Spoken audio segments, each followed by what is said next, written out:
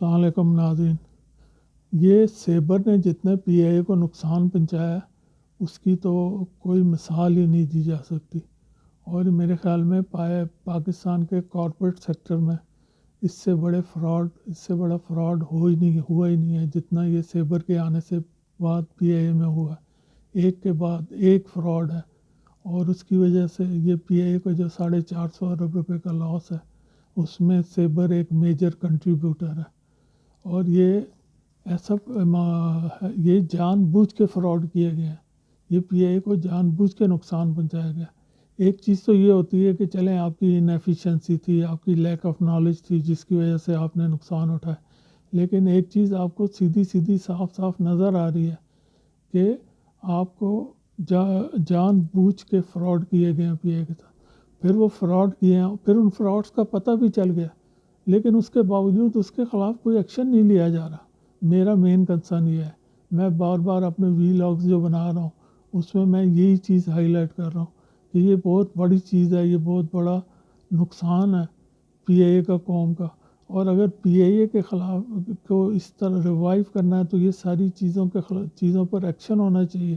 اور اگر یہ پی آئی اے پہ اس طرح کا ایکشن ہو جائے تو اس طرح اور جو بھی آرگنائزیشنز لاس میں جا رہی ہیں، جن کا کہا جا رہا ہے کہ جی یہ لاس میں جا رہی ہیں ان کو پرائیویٹائز کرو، ان کے بھی اسی طرح فورینزک آڈٹ ہونے چاہیے 10 سال کے، اور اس کے بعد وہاں بھی ریکوریز ہونی چاہیے.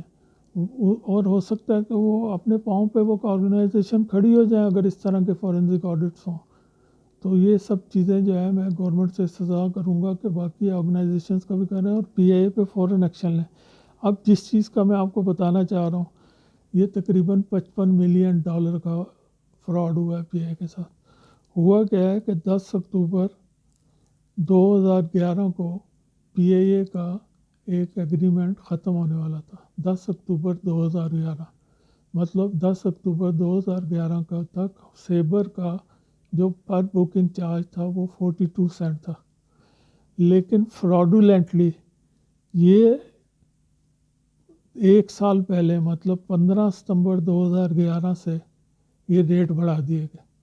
بھئی جب آپ کو ایگریمنٹ کے تحت اکتوبر 2011 تک 42 سینٹ پہ آپ کام کر سکتے تھے، تو پھر آپ نے ایک سال پہلے ریٹ کیسے بڑھا دیے؟ $1.5 کر دیا 42 سینٹ کو. مطلب وہ $1.5 بھی آپ نے 3 گنا زیادہ قیمتیں بڑھا دی، ریٹ بڑھا دیا ان کا. تو اس سے بڑا فراڈ کیا ہو سکتا ہے کہ آپ جو ہے جان بوجھ کے اپنی آرگنائزیشن کو آپ نے تقریباً $6 ملین کا تو یہی نقصان پہنچا دیا یہ ایگریمنٹ کر کے.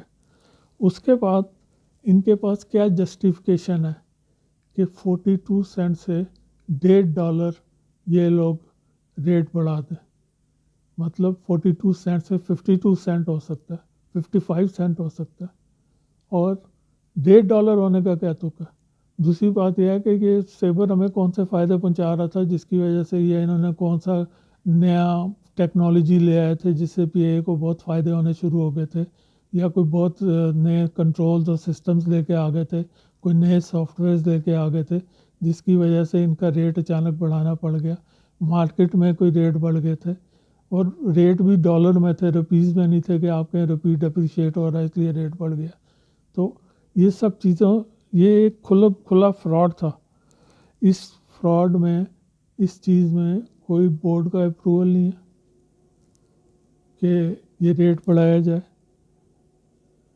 اور یہ ایگریمنٹ بھی پورے 7 سال کا کر دیا جبکہ 3 سال سے زیادہ کا ایگریمنٹ ہو نہیں سکتا.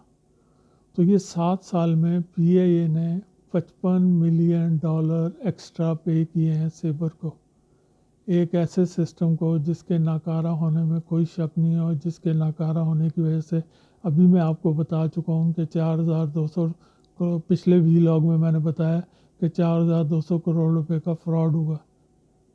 اور یہ جو ہے یہ یہاں پر اس سسٹم میں یہ اس کو اسی سیبر کے سسٹم کو $55 ملین ایکسٹرا پے کیے جا رہے ہیں.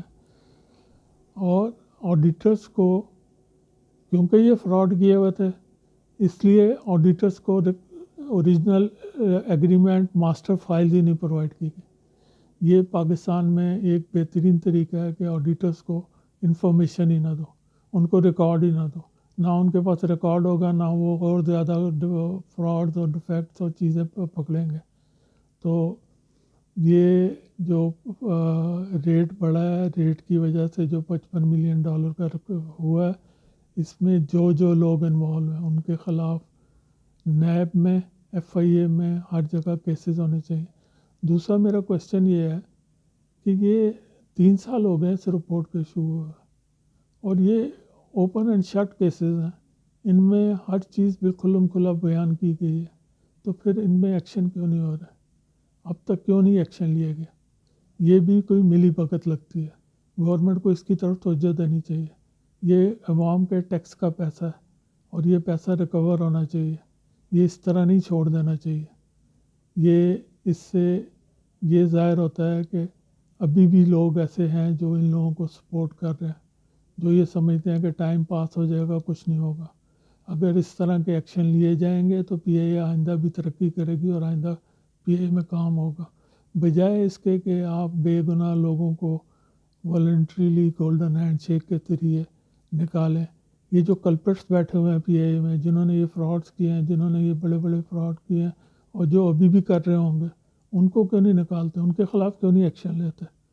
تو میری گورنمنٹ سے یہی درخواست ہے کہ اس کیس کو ری اوپن کیا جائے اور اس کے میں جو بھی ہے جن لوگوں نے فراڈ کیا ان کے خلاف ایکشن لیا جائے.